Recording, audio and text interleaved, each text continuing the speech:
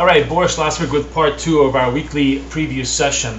And let's take a look at what the charts are showing us. As we can see, the euro dollar continues to be in a downtrend on a daily basis. But what's interesting here is we have a real flattening out of support. If you look at the candles, basically this 55 area seems to be rock solid support for the time being. And it's going to be interesting to see, I think, exactly where it goes. Bottom line at this point, I think the reason why we're seeing so much support here is because the market is dubious about any real potential of a rate hike out of the United States. If they don't get that, there's very much of a potential of a dead cat bounce out of the Eurozone, despite the fact that macroeconomic data or microeconomic data out of the Eurozone has been very, very weak. But if we don't get any kind of a oomph out of the US side, it's going to be difficult to see how the euro breaks this 155 support level. For the time being, still very much in a downtrend. It's not a time to trade it to the upside unless you're basically a contrarian willing to take a gamble on it. But at the same time, shorting into the support zone, I think could be proved itself to be very problematic. Let me just make this a little thicker, and you can see the support zone right here.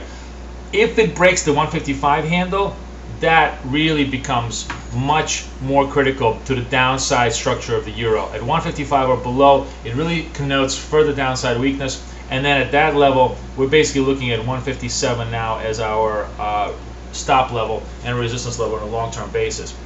So a huge amount of indecision that's going to most likely be resolved one way or the other, given the monetary posture of either one of the central banks as we go forward this week.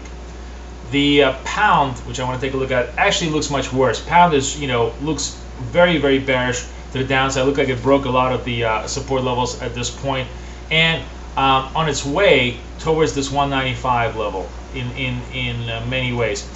Interestingly enough, again, the market is anticipating, I think, or beginning to factor in a potential rate cut before the year end.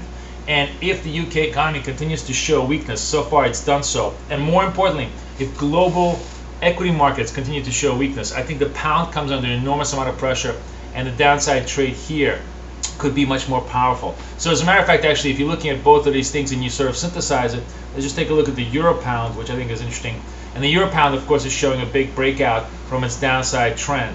So the interesting look here may be, if you don't want to play either one of the currencies directly, you may want to get long euro pounds on the assumption that the pound is going to continue its weakness and the euro is going to stabilize at this level. That could potentially be an interesting trade as we go forward into the week on a cross basis. Looking at the yen, yen is sort of interesting here because you see the yen hovering in the dollar yen hovering in the up zone, but a lot of that strength has really been a function of stabilization of the equity markets. And the key question is this: if the Fed actually is hawkish this week, one of the interesting things that I think you'll see is that dollar yen could have a stealth rally, or yen could have a stealth rally, because a hawkish Fed, a Fed that decides that it's going to increase interest rates going forward, is certainly going to be viewed negatively by the stock market, and a sell-off in the equity market is certainly going to create a dollar yen sell-off. So one potential unintended consequence of dollar strength could be yen strength on the equity side if we go forward. It's an interesting idea to look at. We'll see if it develops as the week develops.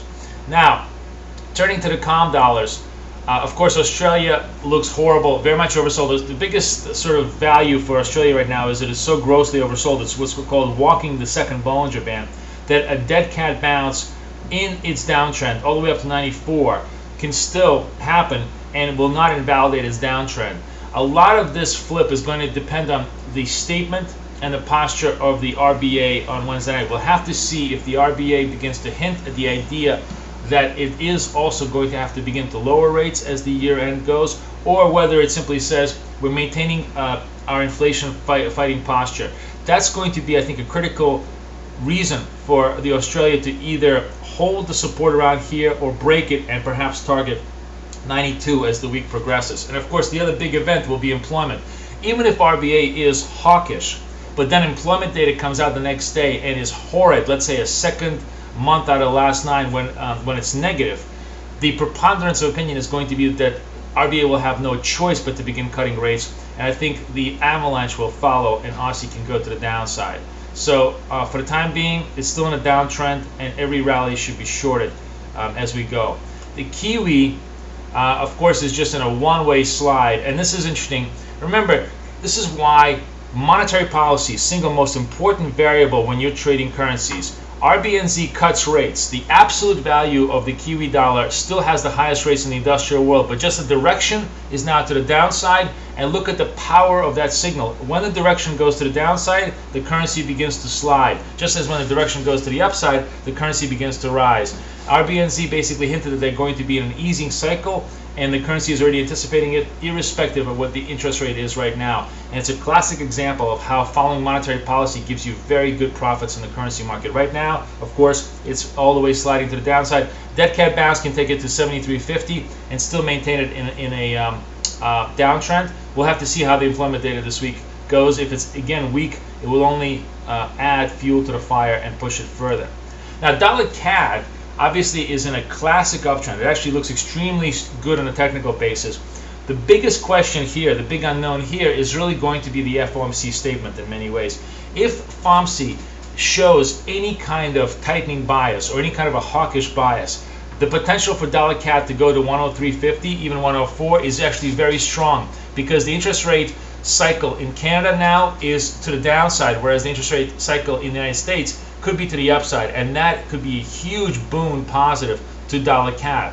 On the other hand, if we have a very tepid response out of the FOMC, this uptrend could very much be in danger. So for the time being, the benefit is to dollar CAD, but watch the FOMC statement to really look for the directionality as the week goes by. And that's the week in review as far as the charts go. We're going to have more updates for you, of course, for BKT members on our member site as to what the event risks look like, especially on all the COM dollar employment data as the week progresses. Kathy is going to update the calendar. So come please join us at BKTraderFx.com. Signals, live chat, calendar calls, we do it all. We'll talk to you soon. Boris Schlossberg for